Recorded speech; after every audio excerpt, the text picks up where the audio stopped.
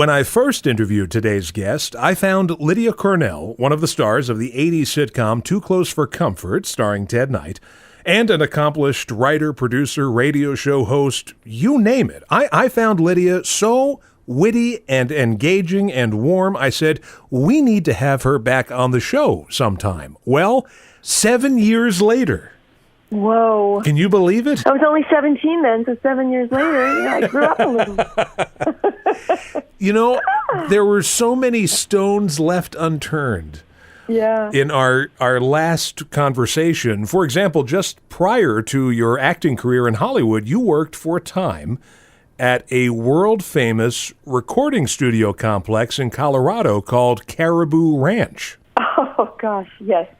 My first day on work, I picked Billy Joel up from the airport. I picked Joni Mitchell Wow. at the airport. I worked with Carole King. I cooked muffins for her. Chicago, I went out with Dennis Wilson. I met everyone. Everyone. It was phenomenal. America, Jerry Beckley. Sure. We go way back, yeah.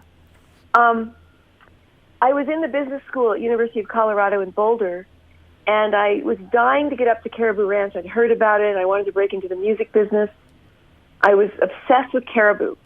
It was harder to get into than the White House. It was a guarded, huge ranch in Netherlands, and we're in Boulder, and Netherlands even further up in the mountains. Elton John was recording there. The Beach Boys were there all the time in Chicago. Ozark Mountain Daredevils.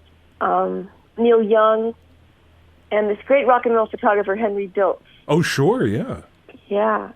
And So, go ahead. Go ahead. No, ask me a question. Well, I was just going to say, you mentioned it briefly. You're like, oh, and you went out with Dennis Wilson. I want more information. As a Beach Boys fanatic, I want more information about how does, I mean, he said to you, hey, you want to go out on a date? Yeah, well, we're up at the ranch, okay? The ranch has several cabins called Ouray, Running Bear, The Lodge.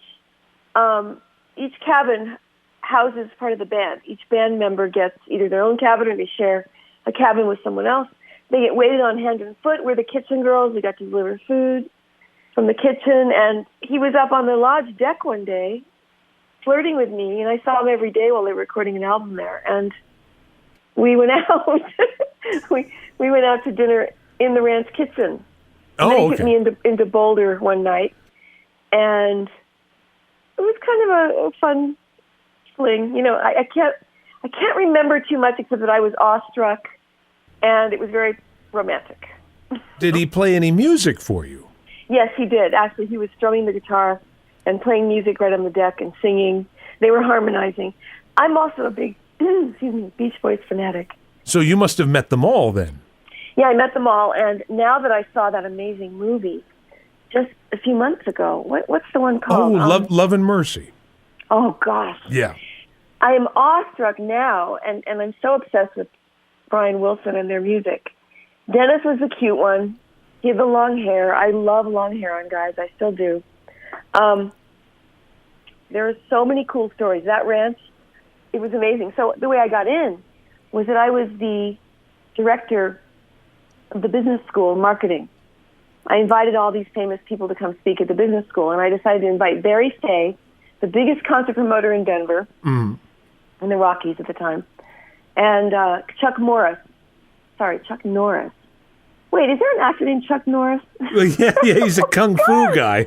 Okay, never mind that. Chuck Morris owned this club on the hill called Tulagis. I don't know if you're familiar with Boulder, the music scene at the time. No. But we were kind of young fledgling hippies. We were younger than the hippie era, but we were roaming around the hill. Tulagis was a very cool club. A lot of acts played there. In fact, the Beach Boys played there a couple of nights. Right. And there was a dwarf on the hill with a brick, and he swung a brick at people when they walked by. And I remember we all had to run around the dwarf to get to the Tulagis Club. And I went in and I invited Chuck Morris to come speak at the business school. And I said, can you please bring Barry Fay? And they came and spoke, and I had this fantasy that they'd invite me to Caribou Ranch. And it all came true. It was so weird. After the business conference, they said, Lydia, would you like to go to dinner at the Red Lion Inn? We're going to go up to Netherlands afterwards. We're going to meet Jimmy Guercio, the owner of Caribou Ranch. And I said, yes. And at dinner, I was just sitting there looking at Jimmy Guercio Guercio is how you say his name. It's Guercio. Right. Guercio. He's the manager, founder of the band Chicago and the Beach Boys. He managed both. And he founded and created Caribou Ranch, this beautiful, heavenly recording studio where record companies would pay a fortune for bands to come and camp there and stay there in luxury and do all these wonderful things like skiing and go on dirt biking and horseback riding and live in, and record up there in the mountains in a beautiful studio with the Neve console. And so it was this glamorous place, kind of rustic and rugged at the same time. Right. Antiques in every lodge. And so Jimmy looks at me across the table and he goes, hey, have you ever been up to the ranch? And I've been dying to get in this place, right? Mm-hmm. We've even driven up and couldn't get in the gate. And there's armed guards at the gate. So he says, would you like to come up? And I went, yes. And he says, would you like to work there? And I went, yes. So he hired me. And I was in college, and I rented a room above the bar at the Pioneer Inn, which is a bar, hangout bar in Netherland, where Jackson Browne hangs out there. Right. The Eagles were there. It was really cool. It was really a fun time in my life. So then I immediately have to pick up Billy Joel at the airport and his entire band, and it's snowing, and I'm in this huge Chevy Blazer, the Suburban, or these giant truck-like things, and I don't know how to drive them. And I literally crashed the entire band into a snowbank. Oh, my goodness. And Jimmy fired me, and then Billy Joel fought for my job back, and then we became very good friends, Billy Joel and I. I'm still stuck on the idea of this dwarf who's attacking people, trying to prevent them from going into a club. It sounds like something out of some crazy Rocky Mountain hallucination. There was a lot of drugs up at the ranch. I have to say, I won't mention the band, but there were heaps of cocaine on the piano in certain cabins you'd go and you bring the food to, and you'd see a mound of cocaine. No, I won't say which band because I was there for about a year and a half. Snow inside and outside. Yes. Right. But I ran the newspaper, too. I wrote this funny, hilarious newspaper. I have all these newspapers still in a suitcase called the Caribou News. And there was a really cool engineer there named Tom Likes. Mm-hmm. So he wrote a story about me, and he said Lydia was the one that all the guys were flirting with. And then I had to have him retracted because it wasn't true. We were all flirting with each other. Everyone flirted. It was just... Right. Well, it sounds like part recording studio, part summer camp is what it kind of sounds like. Exactly. Right. But it was really interesting while I was working at Caribou. Michael Murphy, the Wildfire, that band came to the ranch.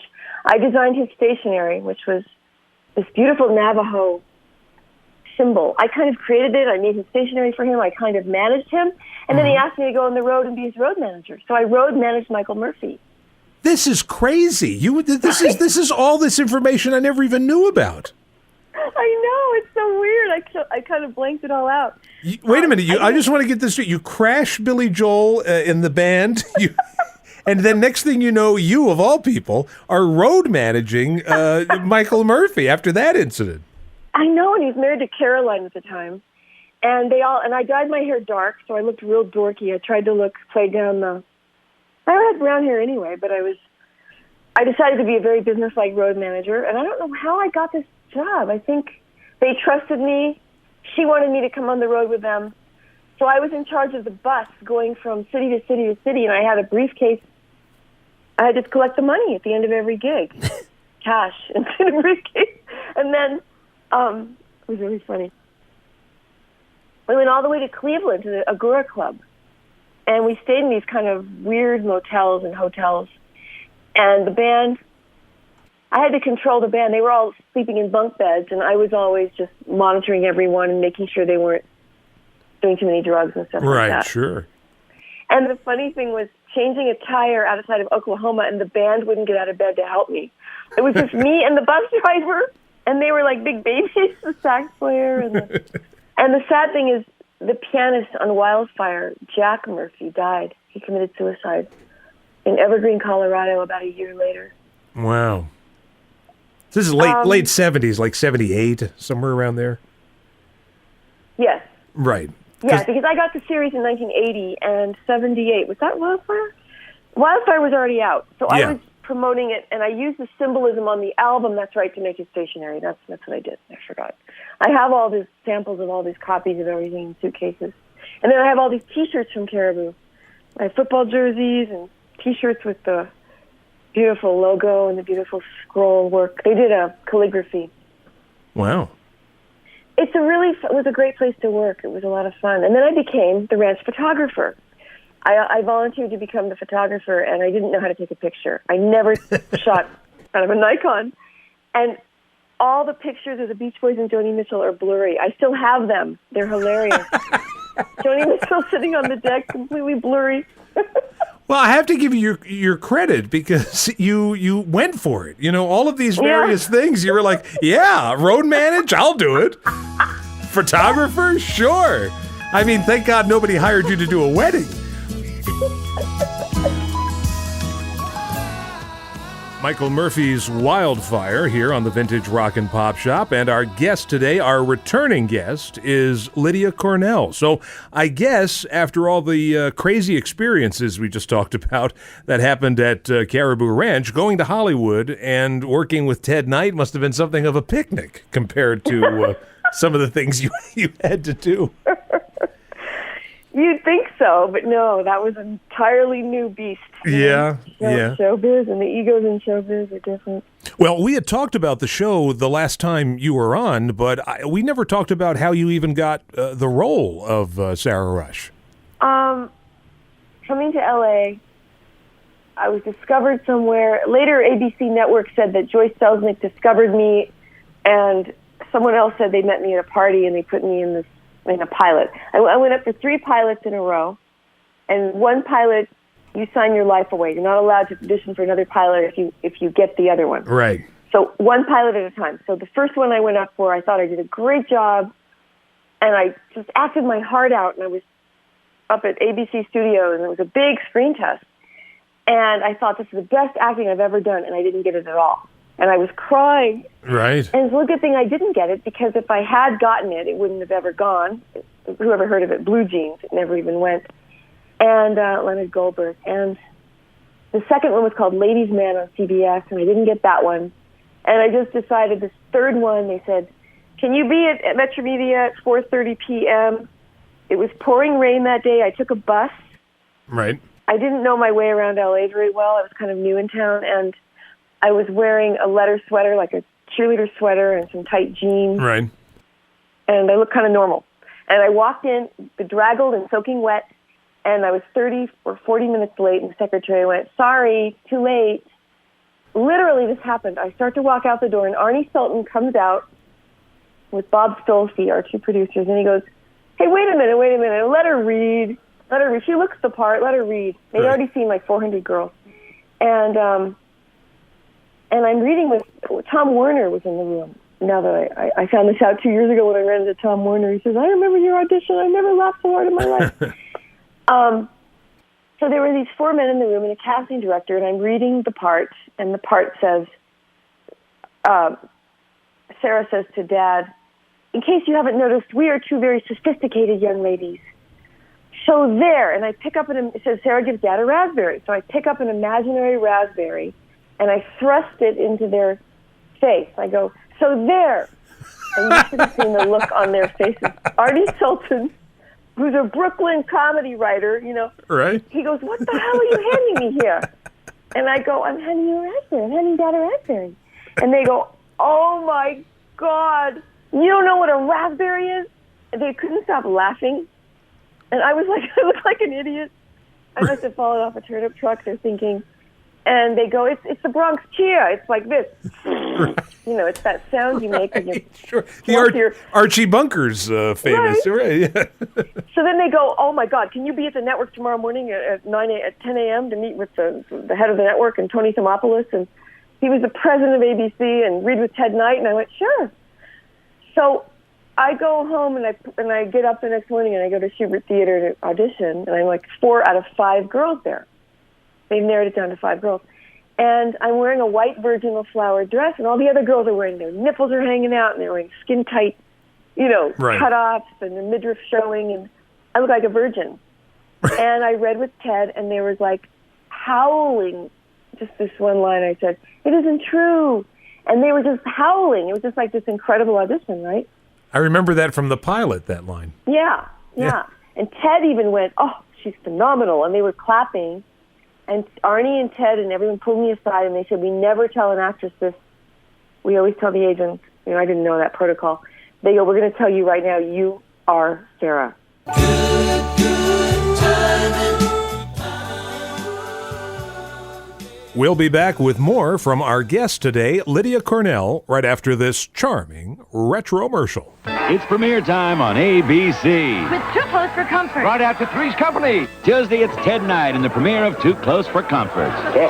As a father whose two independent daughters move out, but only downstairs. We'd have been better off if we let them move to another state.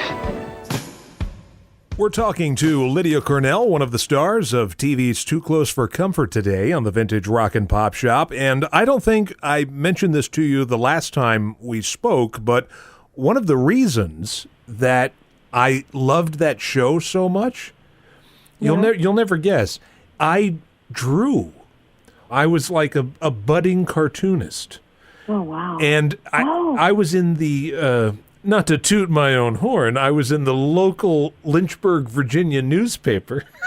Oh, wow. As really? a budding cartoonist. It said something like, 12-year-old Hatch's Universe on rug or something, and they printed cool. one of my strips, my comic strips, in the paper. So the fact that Ted Knight's character was a cartoonist and had a strip was like something I was like, I have to watch this show because that's fabulous. This is going to be my life.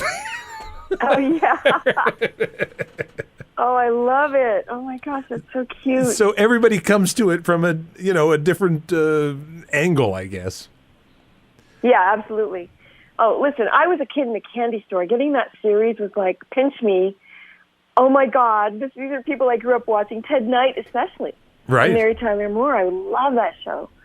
And I would have done the whole show for free. I never wanted a raise. I didn't want to rock the boat. I was just so in love with the creative process of being funny. And first of all, it was very nerve-wracking to stand there in front of a live audience. And I kept looking at Ted. I looked above his head to his forehead, and he kept standing on his toes to get into my line of vision. Finally, he yelled, "Why won't she look me in the eye?" Oh, God, I got in a lot of trouble for being nervous, extremely nervous. And then I had these huge fake veneer teeth covers to put over my front teeth. This is going to sound really weird. I thought Farrah Fawcett's, the key to her success was her teeth. Okay. And I was convinced. Oh, so Jim Bullock caught me in the dressing room one day trying to paint my teeth with liquid paper to make them whiter. What? That's poisonous. Yes. Well, I didn't know. They didn't make teeth whiteners in the 80s. Right. Okay. So I was trying it. And I did it on camera, and they said, "Lydia, your teeth look really weird." So, believe it or not, I had these covers put on, and one time they fell off while I was talking. They were just like little veneers that they do, temporary veneers, because they're going to make veneers for your teeth. And they fell off, and Ted crushed them with his feet in the middle of one of our scenes. I was so paranoid of not looking perfect and, being that perfect bombshell. And they used me on the posters of everything, and Ted got really angry that I was the cover girl for all these magazines for a while. My bikini poster was on the cover of a lot of tabloids and different articles. Right. He got mad. He didn't look good in the bikini. What am I supposed to do? Well, we touched on this before. There were troubles on the set and some miscommunication, and that show sort of morphed. It started out as a regular family sitcom, the two daughters living downstairs, and then eventually there are new characters added, and sometimes the girls are there, sometimes they weren't, and towards the end it became like a work situation comedy. Okay, here's what the story really is. Mm-hmm. They were scared to death that I would pull a Suzanne Summers. And they lived in mortal terror that, because my managers, Suzanne and Bernard Lax, I'm ex-Lax at this point, they managed me and Michael J. Fox, and he was playing a 12-year-old at the age of 21 on a series called Palmerstown, USA. And they had me and him, and they went to bat for me behind my back. They started threatening and saying, "Lydia's the star of the show." Unbeknownst to me, and I went to work with everyone looking at me with daggers, and I was like, all I wanted was to just have fun every day. Right. I was so enamored and in love with the show. I loved being on the show. I didn't know they were trying to press for more money and throw their weight around behind my back. It was really a scary situation. So at one point, they wrote me out. Arnie Sultan and the producers decided to write me out of a whole episode, the one where April's dad comes, Ted's brother, Robert Mandan. So anyway, they wrote me out of one show, and I didn't know why. And I went, and I found out through the grapevine. Well, I found out pretty quickly. They were really angry because my managers were trying to get more money. So Don Tassner was thinking, uh-oh, she's going to mutiny the way Suzanne Summers did. She'll hold the show hostage. Let's start easing her out. As soon as we resolved all that, I felt a lot better. I put my foot down and said, don't even think about money. Ted started getting jealous of the girls having more shows, more episodes. Right. And we had these amazing writers from Moonlighting. Before Moonlighting was created, we had Jeff Reno and Ron Osborne. And they came and wrote great shows for the girls. Every time Deborah and I would have a big scene where I would, we'd have a pizza fight, or I'd mush the pizza into her dry cleaning. Right. Or she'd fight over boys I was, stealing her boyfriends. The ratings would go up, ABC was happy, and Ted would be depressed. It was an ego thing. He didn't want us to overtake the show. He didn't want us to have a spin-off. And to keep him happy, I even promised to never hire a publicist. So if you look at, I might have told you this last time, but if you look at Flamingo Road, Morgan Fairchild's series, it was number 56 in the ratings. But her name was bigger than the show because she hired a publicist. Right. She made her name bigger than anything.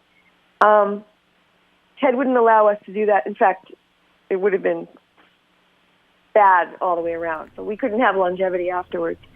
But he was extremely insecure, and that's what caused all this back and forth. And then, bringing in the baby. Right, yep. Because it went from, Monroe moves in. I mean, a lot of changes. And then towards the end, it was like a whole new cast. I'm so glad that you're so on top of it. I love the fact that you know more than I know about the show. It's so funny. I've seen every episode. In fact, I love that. They changed the name. In the last season, they changed the name to the Ted Knight Show. But then in reruns, it's still under Too Close for Comfort. Now, here's what's weird. They wrote us out of the show. We were negotiating to have us be in the show forever. Right. And Deborah decided she didn't want to do the show anymore. She wanted to do movies. Right. They totally dropped us off the show without telling us. After Ted had taken us all to dinner at the Ivy and said, the show's going to go on, Metro Media wants to buy it for 10 more years. It's going to go on and on and on. The last season we were working together, they wrote us out more and more in little bits. And then they came up with this pilot idea about this. There was one about a boat and Lainey Kazan. That was a backdoor pilot on the show? Okay. Yeah, and that didn't work out. And then in the very last year, after Arnie Sultan died, they brought in another producer, and Ted didn't want the daughters in the show for some reason. He wanted to create a whole new show. Well, because he gives up everything. He's not doing Cosmic Cow. He's working at a newspaper almost like a beat reporter or something. It's the stupidest thing. It's like when people change the packaging on a product you love, and now I can't find the package anymore. Right. In the store. It's so frustrating. It's like, here's what really works on this show, so let's get rid of it in this last season. And, sure. It never made any sense to me. And, of course, what happens is, that era of the show is forgotten, and everybody remembers the first 5 years of, Too Close for Comfort. I have to ask you about just a couple shows that you appeared on. I think last time we had talked about Battle of the Network Stars. I love the way you enunciate. Right. Well, it's a show that requires, when you say the title, you have to give it all the dignity that goes along with it. But you were also these but wait. Go back to Battle of the Network Stars for a second. I am still mortified over the way I couldn't turn the kayak around and Howard Cosell's going, Cornell cannot get the kayak turned around. Cornell is going under. Cornell can't get the paddle at the Oh, my God. Yeah, I remember when you talked about that, and then it showed up on YouTube. Like the people put these things on YouTube, and it's like, everybody in this contest is coordinated, except for lovely Lydia Cornell, who can't seem to be able to steer her kayak. She's hurting. That was so embarrassing. The Gil Gerard team is not doing well. I mean, that was, to me, it's going to sound crazy. People will talk about the 50s and the 60s as a classic era of television, and I get it. But I really think that time, too, in sort of a different way. I mean, now people talk about today with shows like Game of Thrones and, I don't know, Breaking Bad or Mad Men or whatever, that this is like another golden age of television. But it is. I think there was, I mean, it was sort of like, and I mean this with all due respect to all of your fellow actors at that time, the 80s was sort of like a goofy golden age. I mean, it was a golden age, but it was just a lot of silly stuff.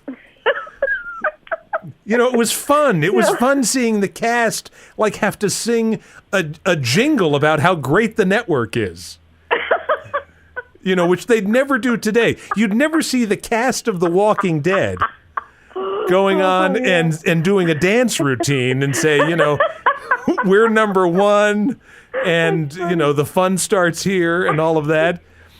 Right. Yeah. Oh, my God, that's funny. But and I don't remember the jingles we did. That's what's so funny. People keep sending me ABC jingles I did, and I go, is that me? Yeah. Behind Ted Knight? I don't remember wearing that dress. Yeah, I know there's a few on there where, you know, you're smiling. It looks like maybe they just did it on the set. Like they said, you know, oh, by the way, Lydia, for the next 5 minutes, can you sing we're making it, we're moving it, or whatever we're doing here on ABC? Now is the time. ABC is the place. There's something in the air that says great times are coming your way. There's a celebration all across the nation. Now is the time. ABC is the place. All your favorite places, lots of friendly faces. Now is the time. ABC is the place. It's all right here. People, you know your favorite shows. It's all right here on ABC this year. ABC. We know what you're after. Drama, sports, and laughter. Now is the time. ABC is the place. It's all right here on ABC this year. Now is the time. ABC is the place. I think we had talked about you did Dukes of Hazzard and you did Knight Rider. I want, yeah, A-Team as well. I mean, you ran the gamut. You know, everything that was on, pretty much. And I did 5 Love Boats, 2 hotels, a Fantasy Island, and the Charlie's Angels. Now, when you did Fantasy Island, were you able to have any scenes with Ricardo Montalban? Yes. Oh, okay. He was so suave and debonair. But Yes. he, mainly it was John James. John James played my love interest. Oh, and okay. I had to get up at 4:30 every morning to go to the Warner Brothers Ranch and learn to sing and choreograph dance moves. I mean, flying through the air, being twirled around in the air like a Broadway dancer. It was I was some sort of a showgirl. Right, okay. I haven't seen that episode in a long time. They might have cut a lot of my dancing out of it because I wasn't that good. But but yeah, Ricardo Montalban was on the set, and he was very debonair, and he greeted me and kissed my hand. What about Hervé Villachez? Adorable. Yeah. Yeah. He was very, very sexy, actually. That's what I've heard. Yeah, I know, isn't that weird? I've heard stories. Yeah, he was irresistible. You know what's weird? I never understood Robert Blake's appeal either all these years until one day. I couldn't understand Robert Blake being a star. Right. And then one day I turned on the TV and there was a rerun of Beretta, and there was a close-up of Robert Blake touching the finger of a woman, rubbing his finger between her thumb and forefinger, and looking her in the eyes, and it literally made my knees weak. And I'm like, what? Oh, my God, now I see it. That's sex appeal. I guess so. And of course, he started out as a little rascal towards that's right. He was like, I forget what I think he was Mickey, they named him. You also did you do, I know you did, Battle of the Network Stars is technically like a game show, but you did obviously some game shows too. Did you enjoy doing those at all? To me, that seems to be nerve-wracking. Oh, very. But I did win $50,000 on Super Password for a contestant. I was thrilled. I beat Fred Grandy, who went to jail. Well, he went to Yale, and he's a congressman for a while, I think. Wow, $50,000. Can you repeat that hat trick? Yes, I actually am a wordsmith. I love words. Well, that's a good segue to your current projects, because I believe there's a book coming, or maybe there are 2 books coming. Okay, this has been a scary, weird process of just trying to launch my work in the world. For years I've been a writer, secretly writing everything. I wrote a book on Stalin and Trotsky that was initially bought by, snapped up by Creative Artists Agency, Mike Ovitz, the minute I came to town. Mm-hmm. Right after I graduated college, I had written this epic book.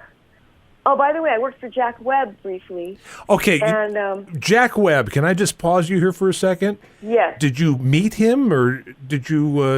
Here's how it goes, real quick. Getting to Hollywood was an interesting process because I really wanted to break into showbiz, but I couldn't figure out how to do it directly.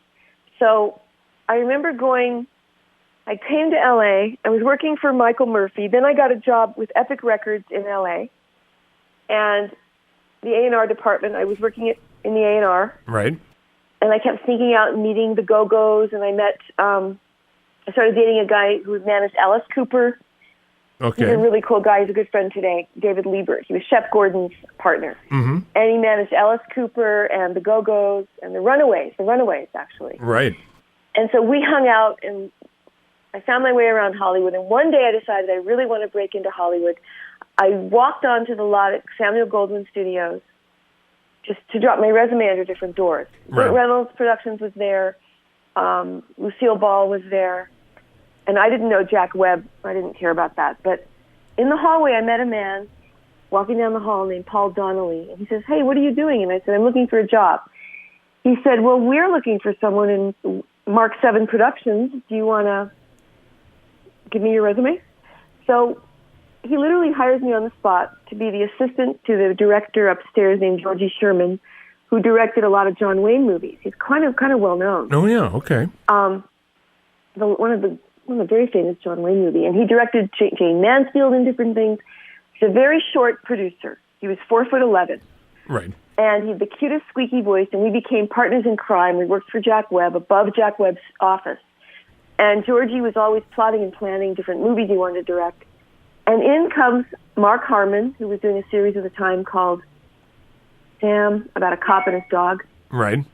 And so I became friendly with Mark Harmon, found out we had the same godmother, Gail Patrick Jackson, who produced the Perry Mason show. God, you have all these weird connections going on. I know, it's very strange.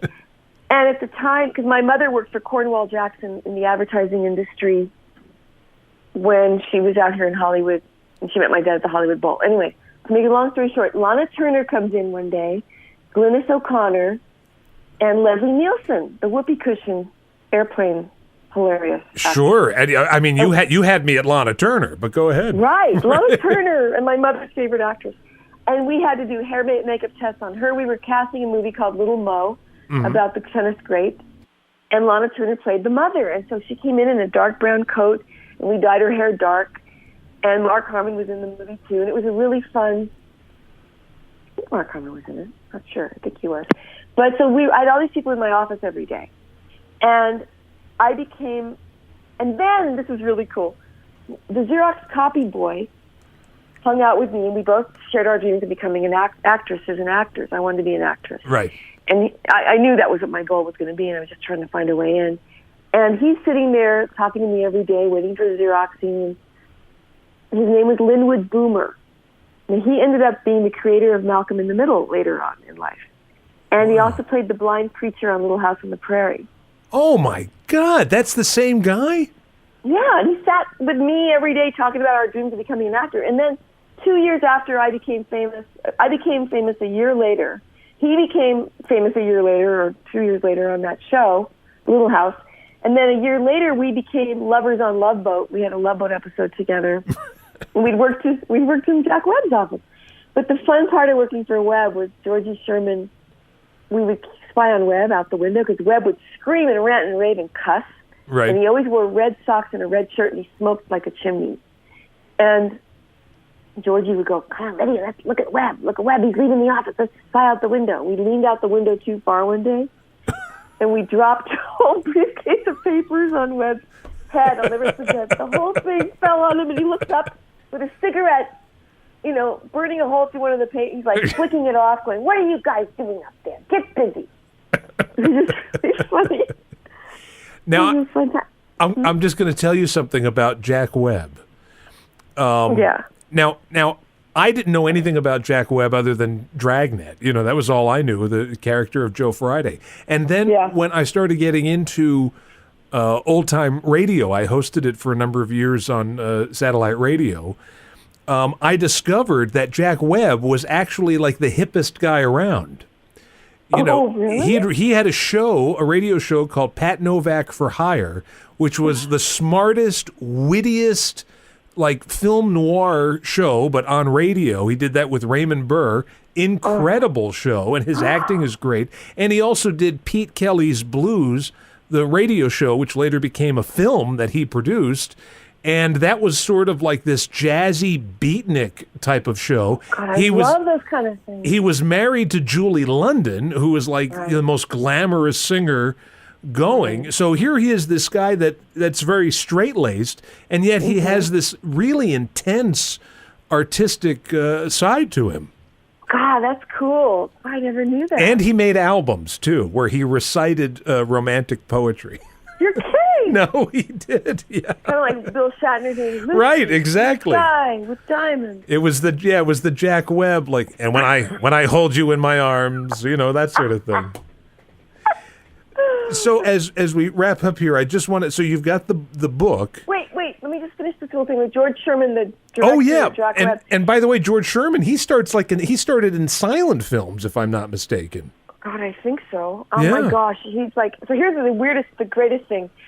He's showing me these original police photos, crime photos of the Trotsky murder in Mexico City, and he says, "I'm going to go down. I went to Mexico City. I want to do the story of this murderer, of this Trotsky assassin."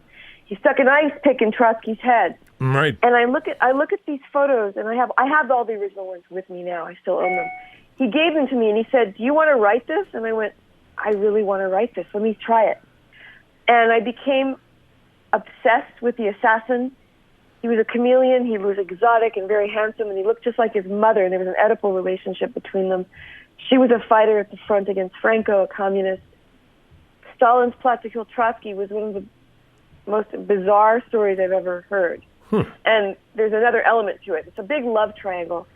And I wrote this book he gave me all the files, he gave me everything he had. And we were going to do it together, but I got carried away and wrote the novel first.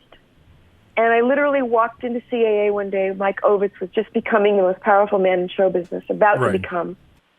And Ron Meyer, who's now the head of Universal, was standing there in the outer office. I walk in, like an idiot, not knowing you're supposed to have an appointment first. Right. I said, "Does anybody want to look at my book?" And they both must have thought I was cute, or I don't know what they thought, but they were, "Well, yeah, let's look at it." They gave it to the literary department down the hall.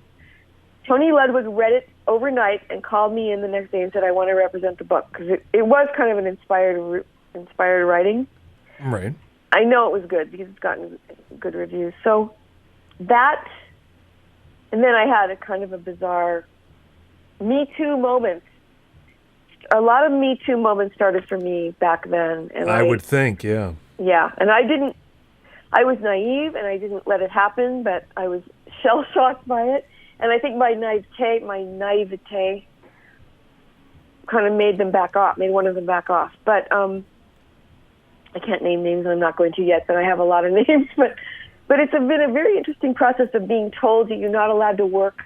Come to dinner with me, and then I'll let you write the movie, or I'll let you become the director of a project that you own, But I literally got the series shortly after that, and I had to stop my writing dreams. I just didn't pursue it for a while until recently, and now this is the big epic. We're packaging several projects that I've written. I'm not allowed to talk about them right now, but I will in about a month, as that's usually how it goes. Yeah. But I'm working on 2 TV series right now as well that are going to start shooting in May. Fantastic. Well, you have to be in one of my projects. I can't wait to meet you, Ghosty. I really want to meet you. I know. I got to get out there one of these days. When are you coming out here? I don't know.